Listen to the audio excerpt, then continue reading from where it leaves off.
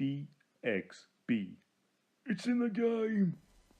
So last year, people freaked out about Call of Duty Infinite Warfare, the futuristic sci-fi shooter put out by Activision that was, I guess, the biggest departure from the Call of Duty franchise thus far, and that resulted in really poor sales. So this year, Sledgehammer and Raven are back to World War II, with a shooter set in the war that has been the most covered in video games over the years.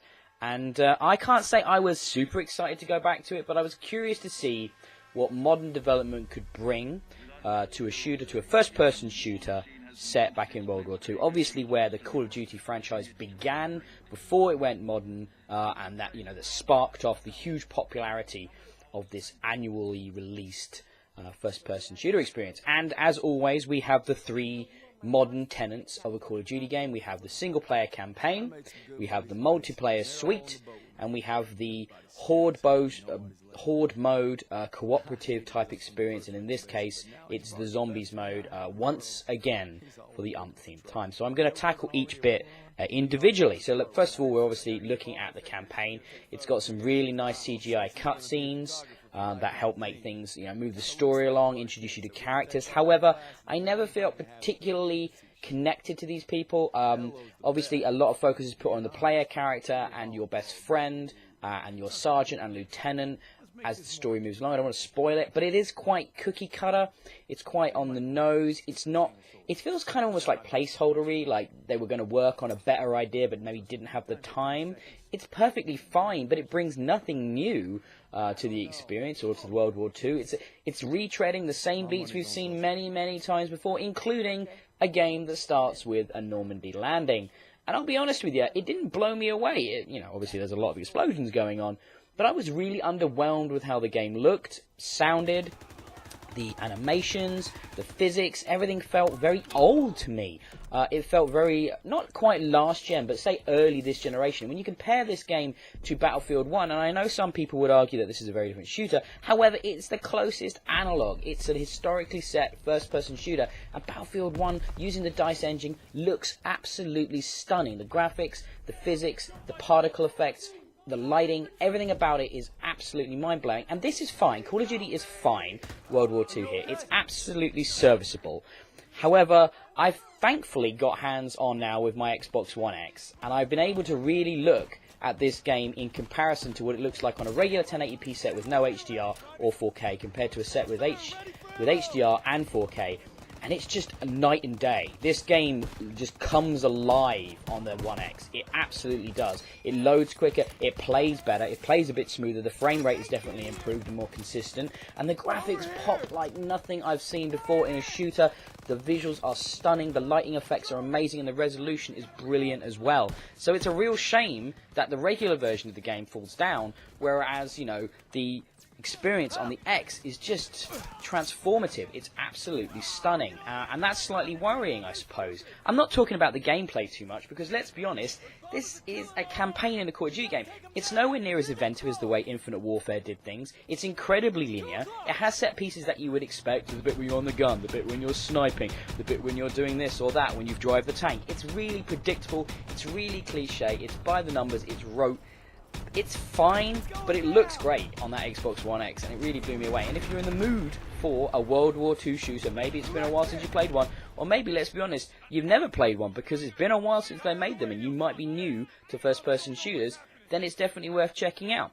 So let's now move on to the second pillar of the Call of Duty experience, which is the sort of horde-based zombie mode. Now, since this became really popular due to Call of Duty, there have been several standalone games now that focus on cooperative horror shooters. The one that comes to mind for me recently that came out was Killing Floor 2, and I thought that game actually had loads more variety. It was loads more creative. It was really interesting take on it with lots of different maps and things, whereas the mode here in Call of Duty just feels incredibly by the numbers. I've never enjoyed these modes. I find them completely pointless, even with a group of people to play with. In single player, they're utterly, utterly devoid of any interest. But even with other people to play with, they're they're just a bit basic. I don't understand the point of them. I don't know why so many Hollywood actors and stuff get involved with them, but they do for whatever reason, lending their likenesses and their voices. And, the combat is fun, and it's fun, I guess, to have a change up on the Nazis with the zombie types and the monsters that you get. The power-up system works quite well, as does the leveling system, but it's all just a bit pointless. It's definitely the lesser of the three modes. So I'm just going to leave it at that, I think, and move on to multiplayer. Multiplayer, they've tried to do something a bit different here. There's a hub world that's introduced right at the beginning, which is how you access missions and stuff. But you originally, before even that, you're picking sort of a division, like a class type, infantry, airborne, heavy, etc. The sniper class. And you can change between them at any time, but they're presented in a fun way with like a little FMV sequence. I chose airborne, that's who I've been primarily playing as. I've enjoyed how they give you like SMGs with a suppressor attachment. This mode is simplified. Obviously, they've had to step it back. It's a lot less crazy than the previous Call of Duty first-person shooter experiences in multiplayer, because they can't have those crazy jump jets. They can't have all that mobility. Kill streaks are still in there, and let's be honest, they're starting to feel a bit weird in a World War II setting. The fact that you can call in like a scout plane and everything, it's a bit strange. Leveling system is now spread across your character and your weapons, and there's a lot more sort of variety to how you're going to level up as you progress through the experience. The shooting feels fine. I will say, to start with, the servers were really bad. I was really struggling to get a game.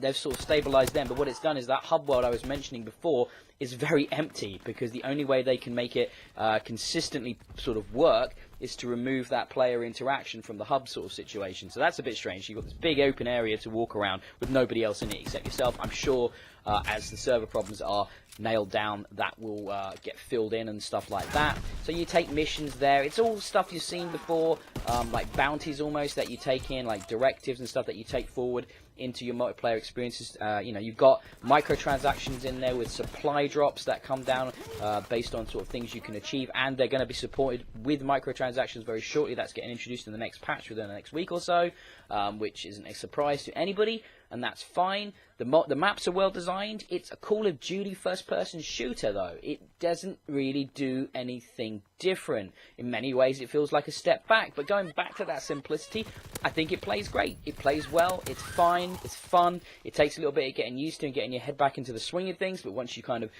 familiarize yourself once again with those World War II weapons and those kind of loadouts, there's plenty of customization options, plenty of unlock options, considering, the removal of so much of the customizable sort of like abilities that you could get from the previous modern settings. However, Call of Duty World War II, it just doesn't feel like a step forward.